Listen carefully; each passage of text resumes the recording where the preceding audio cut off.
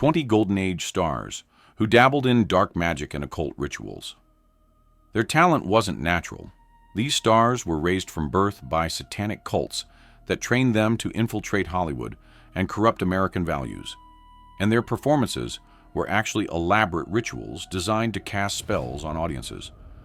And while some of these allegations were merely dark whispers, others were terrifyingly real. We have verified records of stars who performed intimate magic in the Mojave Desert, leading men who worshipped Baphomet in the Hollywood Hills, and children raised in systems of control so absolute, they make modern cults look like summer camps. But to understand the true darkness, we have to start with the lie that started it all. While the modern era is filled with conspiracy theories about the entertainment industry, the origins of this dark fascination trace back to the very dawn of cinema, beginning with a woman whose entire existence was manufactured to embody the occult.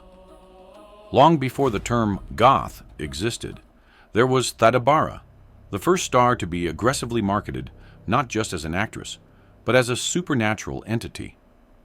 Born Theodosia Goodman, a shy Jewish girl from Cincinnati, Ohio, the Fox studio publicity machine erased her human background completely. In 1915, studio executives concocted a bizarre and terrifying biography for her, claiming she was born in the shadow of the Sphinx in Egypt, the daughter of a French artist and an Arabian mistress, and that her name was an anagram for Arab demise. The public was told that she possessed ancient, arcane powers, and that she was a vampire, a term that was shortened to vamp, and entered the lexicon to describe a predatory woman who used mystical allure to destroy men. The studio's commitment to this dark narrative was total, and the details they fabricated were ludicrously specific to ensure the illusion was impenetrable. They released press releases claiming that Theda Bara had a diet consisting of raw beef and blood, and that she could predict the future by reading the patterns of incense smoke. Bara was forbidden from appearing in public without a veil, and interviews were conducted in darkened rooms filled with incense and skulls. She was photographed with skeletons and snakes, imagery that was shocking for the 19-teens.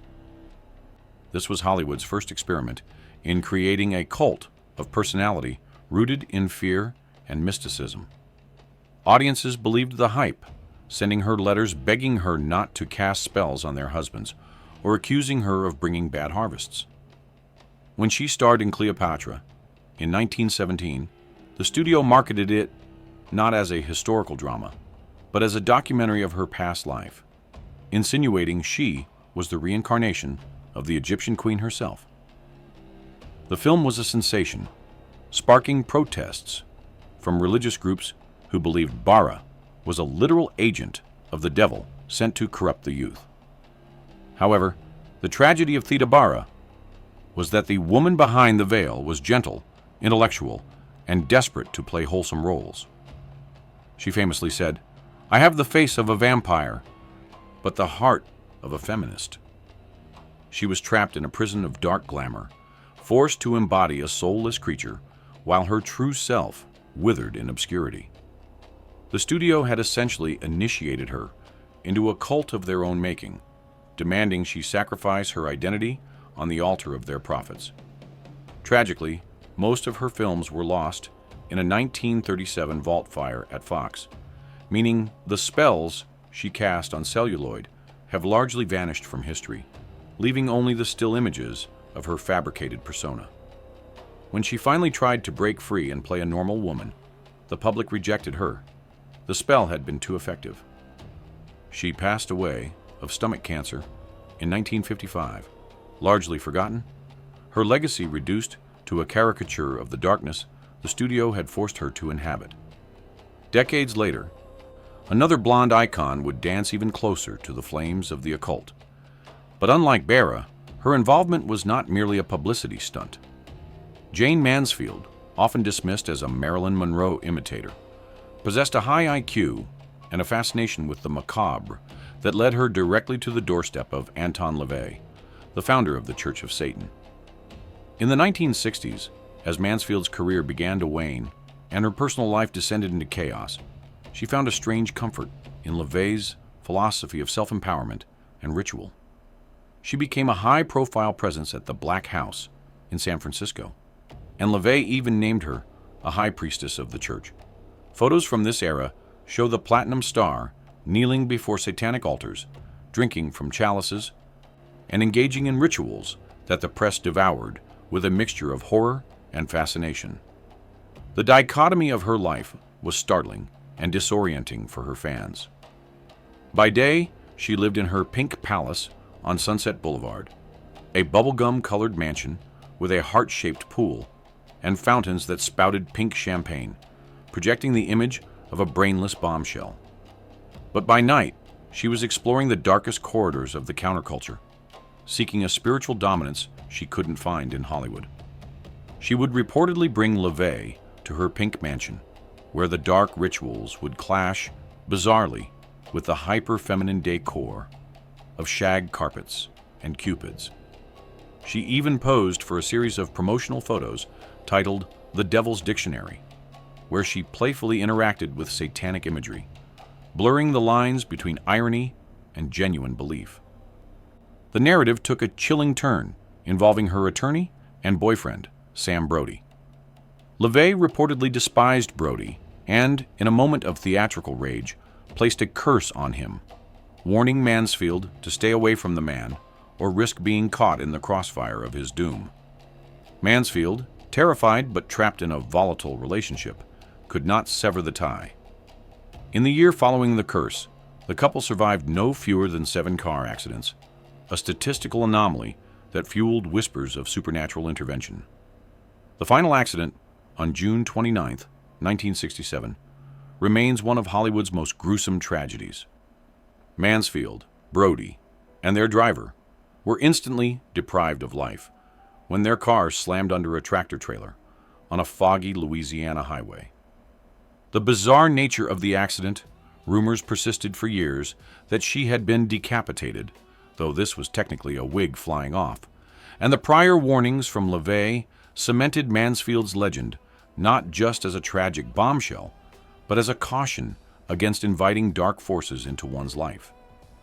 She sought control in a chaotic world through the occult, only to find that chaos is rarely something that can be tamed. While Mansfield sought power, the greatest lover of the silent screen, Rudolph Valentino, sought guidance from beyond the grave. The Latin lover, who made women swoon in the chic, was privately a man riddled with anxiety and insecurity, dependent on spirit guides to make his career decisions. Valentino's involvement with the occult was steered by his second wife, Natasha Rambova, a costume designer deeply immersed in theosophy and spiritualism.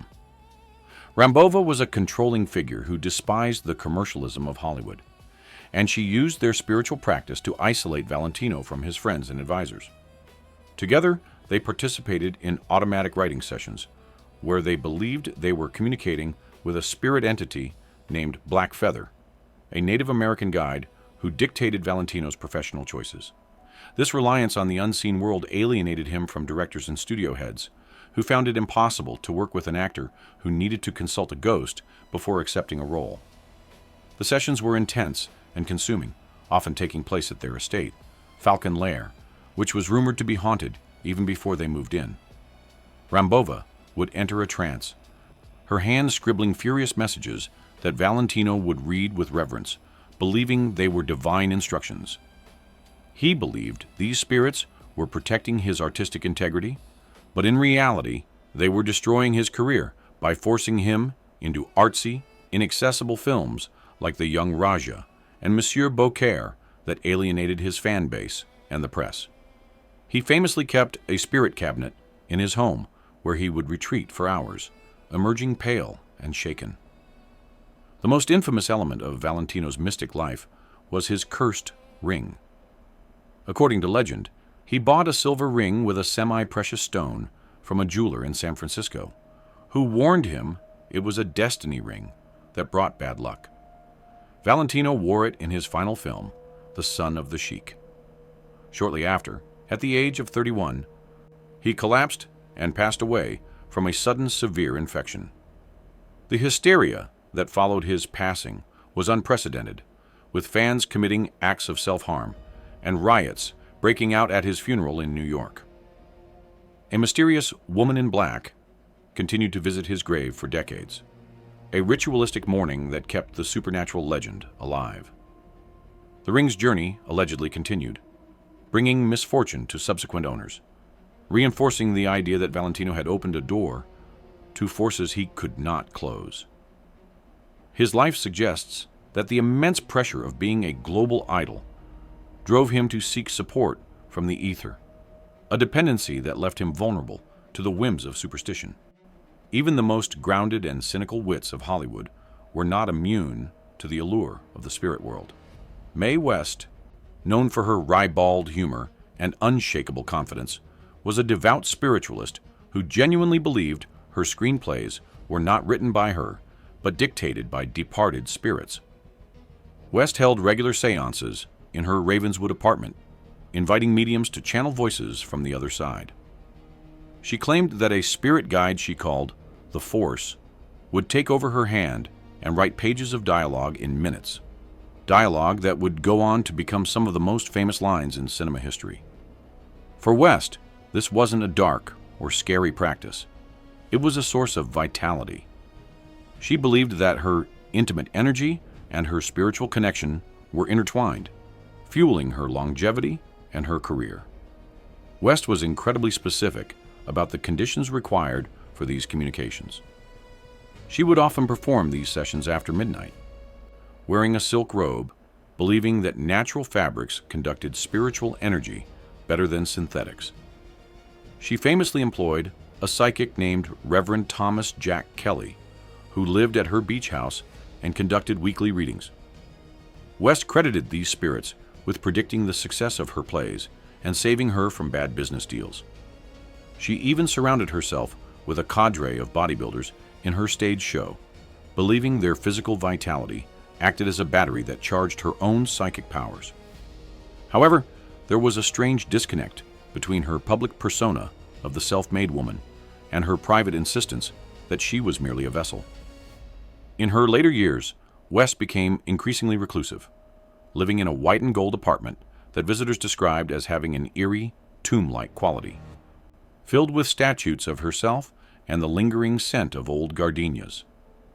The apartment became a time capsule, with boxes of chocolates from the 1930s still sitting on tables, gathering dust as if she were waiting for the ghosts of the past to return for a snack.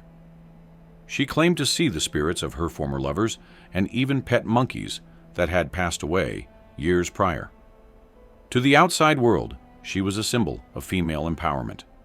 In private, she was a woman living in a crowded room of ghosts, unwilling to let go of the past or the entities she believed had made her a star. The 1960s and 70s saw a more explicit embrace of organized occultism, and few memberships were as surprising as that of Sammy Davis Jr. The legendary entertainer, known for his conversion to Judaism and his membership in the Rat Pack, briefly but intensely joined the Church of Satan in 1968. Davis was introduced to Anton LaVey at a party and was intrigued by the church's philosophy, which rejected the guilt and shame often associated with religious morality. For a man who had fought for acceptance his entire life, facing prejudice, losing an eye in a car accident, and struggling with addiction, the idea of a religion that celebrated indulgence and ego was intoxicating. It wasn't just a philosophical flirtation. Davis invited LaVey to his shows and sought his counsel on how to navigate the shark-infested waters of show business. He was fascinated by the idea of greater magic, or ritual, to influence outcomes. Davis was not just a casual observer, he was an active participant, wearing a red robe and a Baphomet medallion, and he even had a fingernail on his left hand painted red as a secret sign of his allegiance, a detail often missed in photos from that era. The Rat Pack reportedly found the whole affair baffling, with Frank Sinatra making jokes about Sammy's devilish new friends, though they largely tolerated it as another of Sammy's eccentric phases. Davis even filmed a pilot for for a television sitcom in 1973 titled Poor Devil, in which he played a demon working for Lucifer, played by none other than Christopher Lee. The show was not picked up, perhaps because America was not ready to laugh at the devil with their favorite song and dance man. Davis eventually distanced himself from the church, later returning to a more traditional spiritual path, but his brief tenure remains a fascinating anomaly. It speaks to a moment in cultural history when the counterculture opened doors to alternative belief systems, and even the most mainstream stars were tempted to peek inside. If you are enjoying these revelations about the secret spiritual lives of the stars, please make sure to subscribe to our channel so you never miss a future investigation into Hollywood history. While Davis dabbled, Maila Nurmi, known to the world as Vampira, lived the part. She was the original goth icon, creating a persona that was a pastiche of Charles Addams cartoons and silent film vamps. But for Nurmi, Vampira was more than a character. It was an identity forged in fire and tragedy. She was a devotee of various mystical schools and maintained a close, intense friendship with James Dean. The two shared a fascination with the end of life and the afterlife, often engaging in morbid conversations that unsettled those around them. They would take long walks through Los Angeles cemeteries at night, discussing the nature of the soul and whether it was possible to communicate from beyond the grave. They often met at Googie's Coffee Shop on Sunset Boulevard, a brightly lit mid-century diner where their dark conversations stood in stark contrast to the neon surroundings. Nurmi, with her impossibly tiny waist and stark white skin, looked like a creature from another dimension sitting in a vinyl booth. Nurmi claimed that she and Dean had a pact. Whoever passed away first would try to contact the other. This intense spiritual bond became her undoing.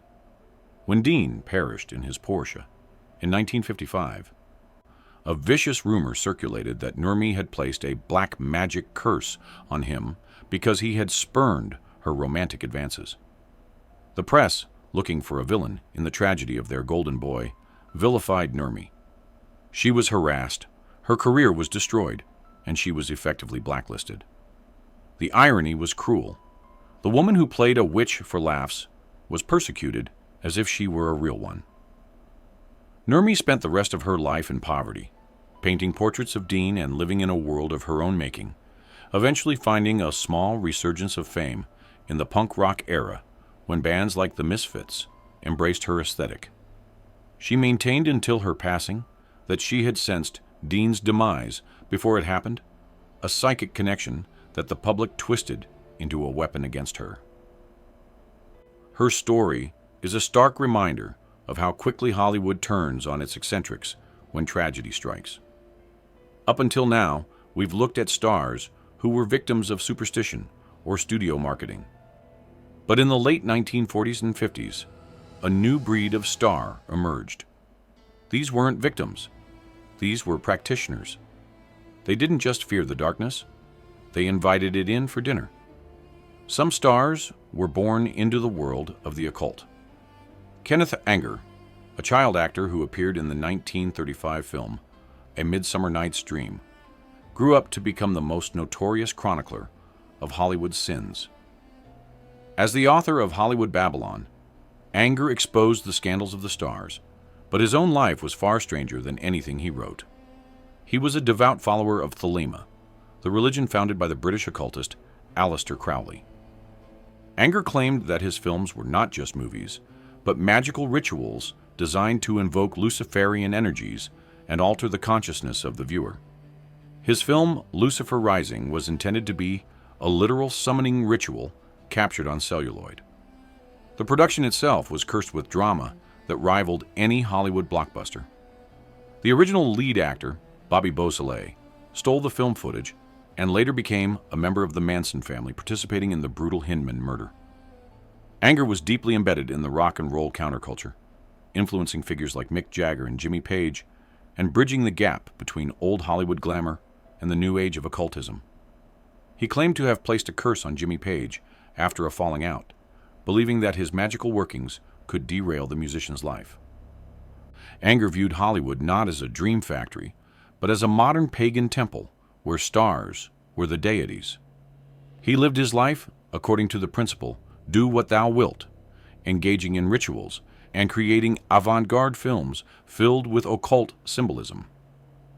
Unlike the other stars who were victims of the system, Anger was a chaotic agent within it, using his insider knowledge to tear down the facade of respectability.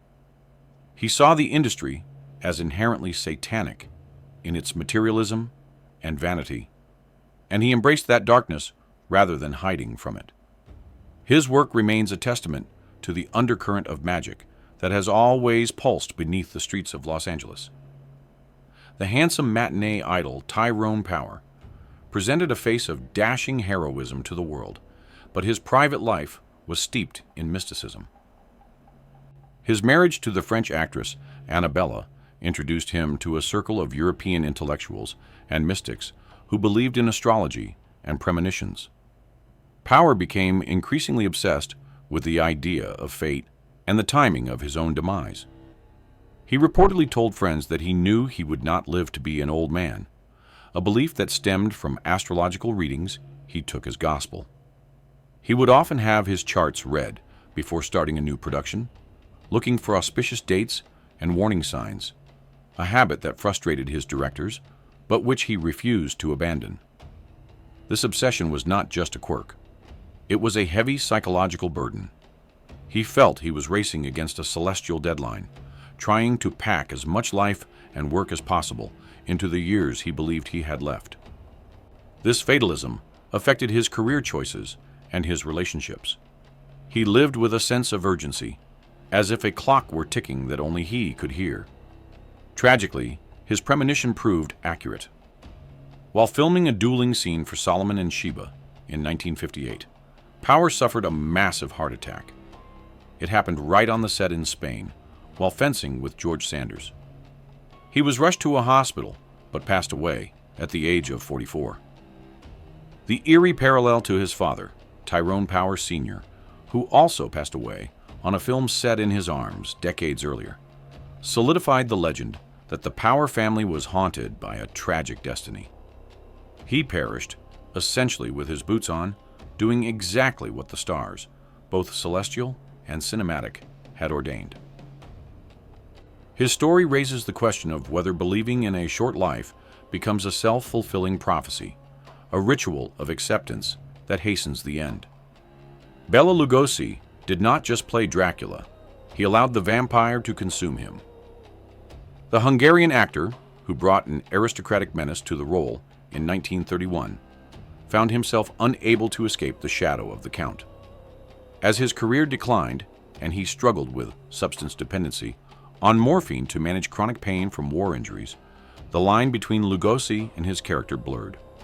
He began giving interviews in character, sleeping in a coffin, and surrounding himself with the trappings of the macabre. The tragedy deepened as his mental health declined.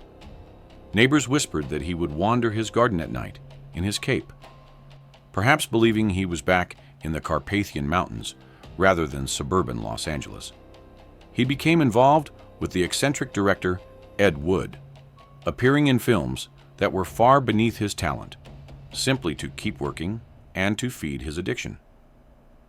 In one heartbreaking incident, he checked himself into a rehabilitation clinic, becoming the first star to publicly admit to addiction, but the damage to his reputation was done. Footage of him stumbling around his home, confused and disoriented, was later used in Plan 9 from outer space after his passing, a ghoulish exploitation of his final days.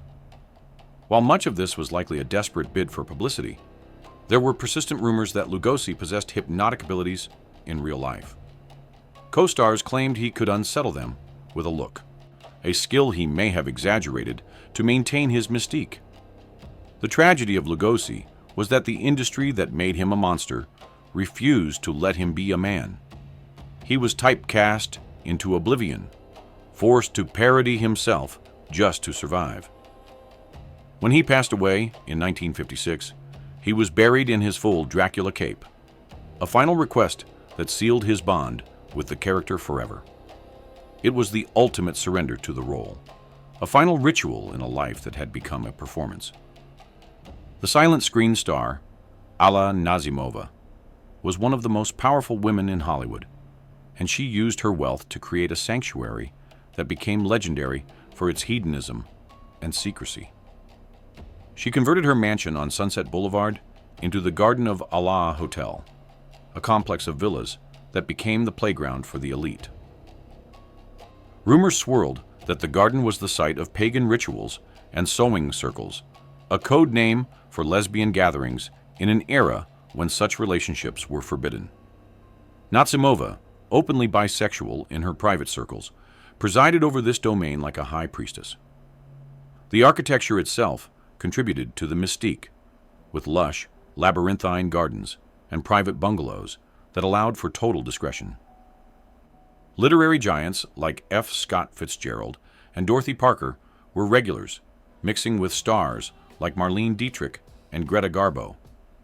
It was said that the pool was shaped like the Black Sea of her homeland, and that midnight swims often turned into bacchanalian parties that lasted until dawn. Residents would often stay for months, losing track of time in the intoxicating atmosphere of the garden. It was a place where careers were born and destroyed over cocktails, a microcosm of Hollywood's hidden underbelly. The Garden of Allah was more than a hotel. It was a cult of freedom in a repressive society. Within its walls, the moral laws of America did not apply. Stars could be their authentic selves, hidden from the prying eyes of the press. However, this freedom came with a dark side. The atmosphere of unchecked indulgence led many residents down paths of substance misuse and self-destruction. Nazimova herself eventually lost her fortune and ended her days living in a small apartment within the complex she once owned, a ghost in her own kingdom. The garden was eventually bulldozed to make way for a strip mall, but its legend, as a place of forbidden rites and secret lives, endures.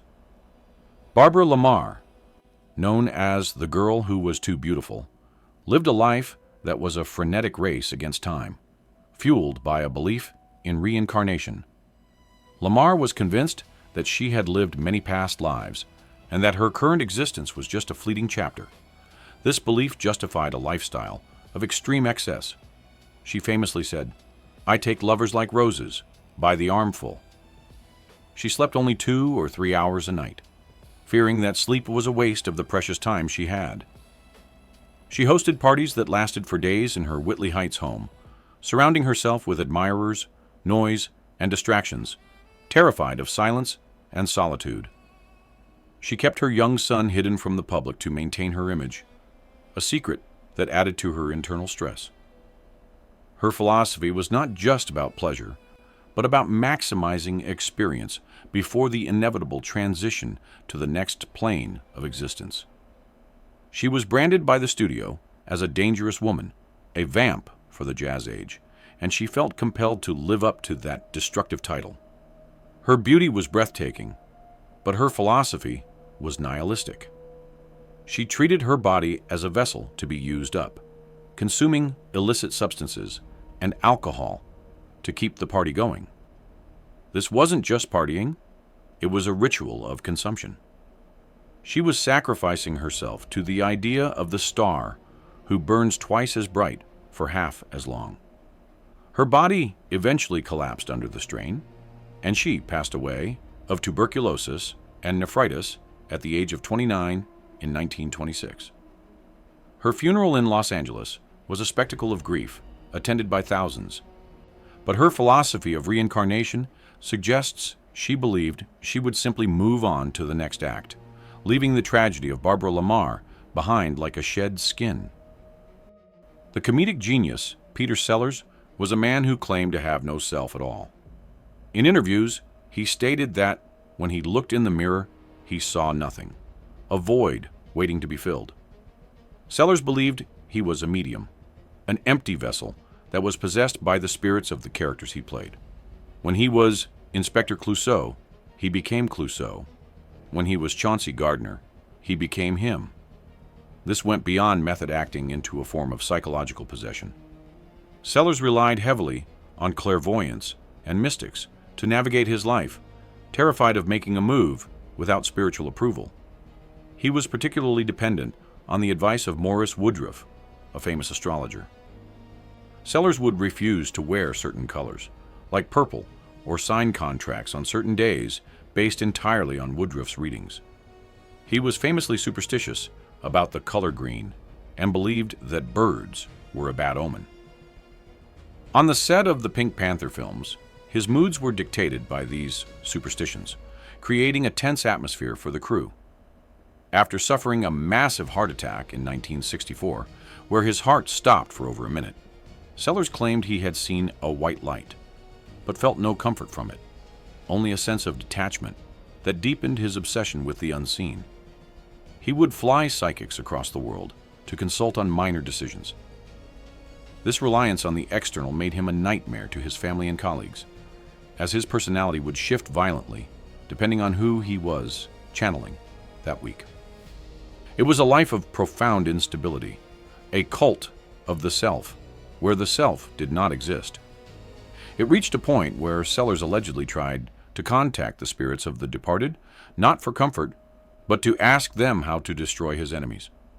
He wasn't just a lost soul. He was a man trying to weaponize the afterlife against the living. We have covered cursed rings and spirit guides, but Hollywood has many more shadows. Comment below, which mysterious Hollywood passing or scandal should we investigate next? Linda Darnell, a stunning brunette beauty of the 1940s, lived with a terrifying, specific phobia that would become a tragic premonition.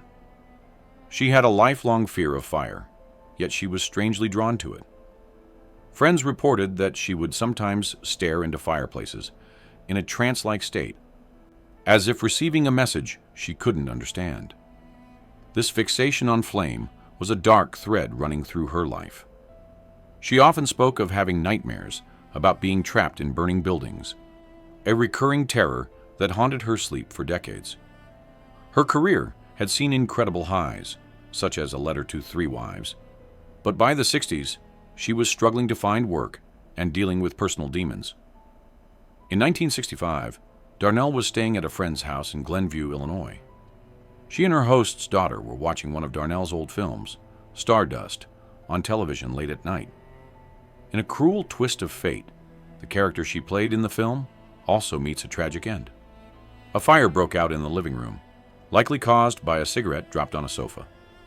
Darnell, perhaps disoriented or paralyzed by her lifelong fear, was trapped on the second floor. She reportedly tried to open a window, but found it frozen shut in the bitter Illinois winter. She was found near the door, having suffered severe burns to 90% of her body. She passed away the next day.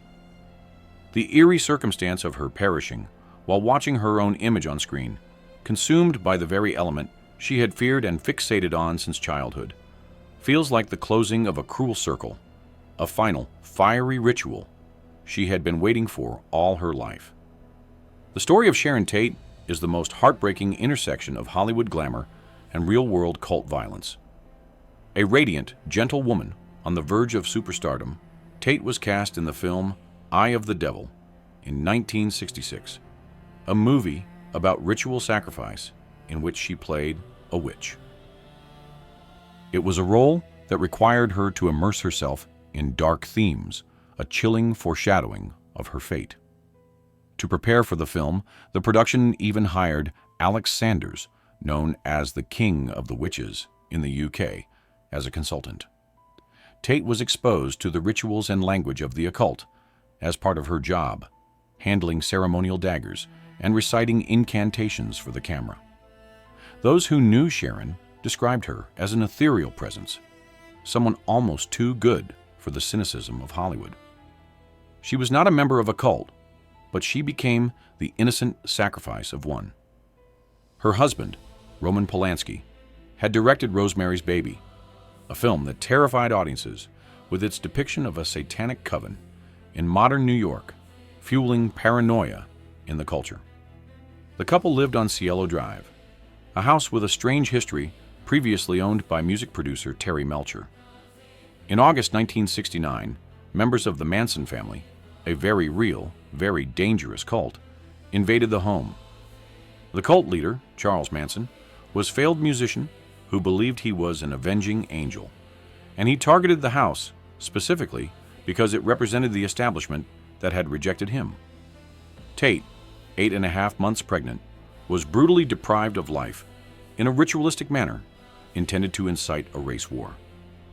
The brutality of the crime shattered the innocence of the 1960s. It was the moment when the make-believe darkness of Hollywood movies crashed into the reality of evil. Tate's legacy is often defined by her passing, but those who knew her remember a kind spirit who was simply in the wrong place at the darkest time in American history. James Dean, the symbol of teenage rebellion, had an interest in the occult that went beyond simple curiosity. He was fascinated by the concept of immortality and the idea that a person could cheat demise through fame. Dean befriended Vampira and engaged in rituals intended to expand his consciousness. But his most famous connection to the supernatural involves his car, the Porsche 550 Spider. He nicknamed Little Bastard. Dean had the car customized by George Barris, and he was incredibly proud of it. But everyone who saw it felt a sense of dread. The silver car seemed to have a malevolent energy. Actor Alec Guinness, upon seeing the car outside a restaurant, told Dean, "If you get in that car, you will be found lifeless in it by this time next week." 7 days later, Dean was gone. The car's legend grew after his passing. It reportedly fell on a mechanic, crushing his legs, and was involved in fatal accidents while parts were being transported. Even Dr. Troy McHenry, a surgeon who installed the engine from Dean's wrecked Porsche into his own race car, was deprived of life when he lost control and hit a tree in the very first race he entered. Another driver, William Eschred, used the drivetrain and was seriously injured in a crash the same day. The curse of James Dean suggests that he may have unknowingly entered into a pact, trading a long life for an eternal frozen youth, becoming a permanent icon at the cost of his future. Joan Crawford's life was a testament to the idea that a family can function like a cult, with the parent as the charismatic leader. Crawford was a devout Christian Scientist, a belief system that denies the reality of sickness and relies on prayer for healing. While this is a recognized religion, Crawford applied its tenets, along with her own obsession with cleanliness and order, to her household with tyrannical zeal. She would famously scrub her own floors on her hands and knees, demanding the same level of manic perfection from her children. She even constructed a pool house she called the Barn, where she would retreat and where the children were often terrified to go. Her daughter, Christina's memoir, Mommy Dearest, describes a childhood that resembles life in a high-control group. The children were subjected to bizarre rituals of cleaning, strict dietary controls, and psychological manipulation. Crawford demanded total adoration and obedience, isolating her children from the outside world and creating a reality where her word was law. The cult of Joan required the total erasure of her children's individuality. She would stage night raids, waking the children up to clean if she found a speck of dust on the baseboards. She would strap Christina to her bed to ensure she slept in a specific position. When Christina rebelled, she was cast out, much like an apostate. The psychological scarring was evident. The twins, Cindy and Kathy, were kept separate from the older children, creating a hierarchy of favor and fear. Crawford's story reveals that you don't need a robe and an altar to run a cult. Sometimes all you need is a mansion and a wire hanger. Marjorie Cameron is perhaps the only person on this list who was a genuine practicing occultist first and a Hollywood figure second. A striking redhead with an intense gaze, she was the wife of Jack Parsons, the brilliant rocket scientist and follower of Aleister Crowley. Together, they performed the Babylon Working, a series of intimate magic rituals in the Mojave Desert intended to summon a goddess and usher in the apocalypse. They believed they were conceiving a moon child, a spiritual entity that would change the course of history. Cameron would dress in scarlet robes, reciting ancient Enochian invocations, while Parsons performed the ceremonial rites in the desert stillness. Parsons eventually passed away in a mysterious explosion in his home laboratory in 1952, an event that Cameron believed was a supernatural consequence of their workings. She became a recluse for a time, communicating with what she believed were extraterrestrial entities. Cameron believed she was the Scarlet Woman, prophesied in Crowley's writings. She appeared in Kenneth Anger's film Inauguration of the Pleasure Dome, essentially playing herself, and later in the eerie thriller Night Tide, alongside Dennis Hopper. Her artwork, often depicting alien landscapes and demonic figures, was considered shocking and was even seized by the police in an obscenity raid. Unlike the stars who dabbled for publicity, Cameron lived the magic. She was a true believer who saw Hollywood as a backdrop for her spiritual work. Her life was fringe and dangerous, existing in the shadows where the avant-garde art world met the occult underground. She remains a cult figure in the truest sense, a woman who truly believed she was helping to birth a new aeon for humanity. George Reeves, the man who was Superman to a generation of children, found that wearing the cape came with a heavy price. The Superman curse is a well-known Hollywood legend, citing the misfortunes that befall actors who play the Man of Steel. For Reeves, the role was a trap. He was unable to find other work, typecast as the invincible hero, and he grew increasingly depressed about his career stagnation. His passing in 1959 was ruled a self-inflicted end, but the details have always been suspicious. Reeves was having an affair with Toni Mannix, the wife of Eddie Mannix, a powerful studio executive with deep mob connections. On the night of his passing, his fiancée Lenore Lemon and guests were present, but their stories were inconsistent and their behavior bizarrely calm. They waited nearly an hour before calling the police. The bullet casing was found underneath his body, a near impossibility in a self-inflicted scenario, and there were no fingerprints on the gun. His mother, Helen Besselow, refused to believe the official ruling and hired private investigators to find the truth, though the case was never solved. She even bought the house where he perished, preserving it as a shrine to her son. Many believe Reeves was silenced to cover up the scandal, a hit ordered by the powers that be. In this narrative, the cult is the Hollywood studio system itself, a powerful secretive organization that protects its interests with lethal force. Reeves was a sacrifice to the image of the studio, a man erased because he became inconvenient. If you are enjoying this deep dive into the unknown, please like this video and share it with a friend who loves a good mystery. Judy Garland's life is the ultimate example of the studio system operating as a destructive cult. Signed to MGM as a child, she was immediately placed under a regime of total control. Studio doctors prescribed her amphetamines to keep her working 18-hour days and barbiturates to knock her out at night. This cycle of chemical dependency was not an accident. It was a policy. She was given pep pills to dance and sleeping pills to rest, creating a chemical leash that bound her to the studio's schedule. Her diet was restricted to chicken soup and black coffee to maintain a waif-like figure, starving her growing body. Louis B. Mayer and the executives were the high priests of this order, and Garland was their chosen vessel. They monitored her weight, her dating life, and her every move. This wasn't just management. It was systematic brainwashing. Handlers were assigned to watch her sleep, control her intake, and monitor her thoughts, mirroring the struggle sessions used by political cults to break the ego. Even her birthday parties were staged publicity events where she was forced to pose with props rather than play with friends. Garland wasn't just an actress. She was a prisoner of a high-control group that used sleep deprivation as a primary weapon of submission.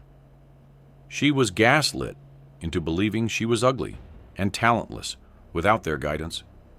The psychological torture she endured, being called a little hunchback by Marr, was designed to break her will so she could be molded.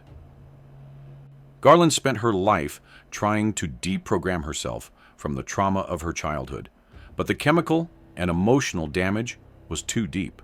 She was the sacrificial lamb of the Golden Age, her suffering transmuted into joy for millions of viewers. Finally, we come to Marilyn Monroe, the alpha and omega of Hollywood sacrifice. Her passing in 1962 is the subject of more conspiracy theories than any other event in entertainment history. Was it the Kennedys, the CIA, the Mafia, or was it the inevitable conclusion of a life lived in the grip of a ruthless industry? Monroe was a seeker. Her personal library was filled with books on mysticism, anthroposophy, and the writings of Rudolf Steiner and John Milton. She was desperately looking for a spiritual framework to make sense of her chaotic existence. She studied with Lee Strasberg at the Actors Studio, who demanded she unlock her deepest traumas for her art, a process that left her psychologically raw and vulnerable. She constantly sought father figures, from Arthur Miller to Joe DiMaggio, trying to find protection in a world that viewed her as a commodity. Some theorists suggest that her public persona was a form of glamour magic, a mask so powerful it eventually suffocated the woman underneath. Her soft focus photography, her breathless voice, and her platinum hair were all calculated elements of a spell cast on the global public. Her diaries, later recovered, revealed a woman of immense intelligence who felt trapped in a labyrinth of deception. She spoke of a red diary that contained secrets so explosive they could topple governments, a book that mysteriously vanished after her demise. Her housekeeper, Eunice Murray, was seen washing sheets in the middle of the night as police arrived, a strange ritual of cleansing that fueled suspicion. Her passing feels like the final ritual of the studio era, the moment when the goddess was sacrificed to ensure the immortality of her image. Marilyn Monroe passed away so that the icon could live forever, frozen in perfection. But if the studio system was indeed a cult, we have to ask the most terrifying question of all. If they were capable of this then, what kind of rituals are they performing on the stars of today? The Golden Age may be over, but the darkness hasn't left the hills. It just changed its name. These stories remind us that the bright lights of the marquee often cast the longest shadows. Whether these icons sought power through ancient rituals or were forced into the cult of the studio system against their will, they all paid a heavy price for the fame we cherish today. They were beautiful, tragic, and human, struggling to find control in a world that wanted to own them. If you believe the true history of Hollywood deserves to be told, darkness and all, please subscribe to Golden Age Files and click the bell. We dig deeper than the gossip magazines to bring you the stories others forget. Please like this video to help us preserve these memories. And I'd love to hear your thoughts in the comments. Do you think the curses of James Dean and Rudolph Valentino were real, or just tragic coincidences? I read your responses, and I'm curious to know what you believe. Until next time, this is Golden Age Files. Keep the memory alive,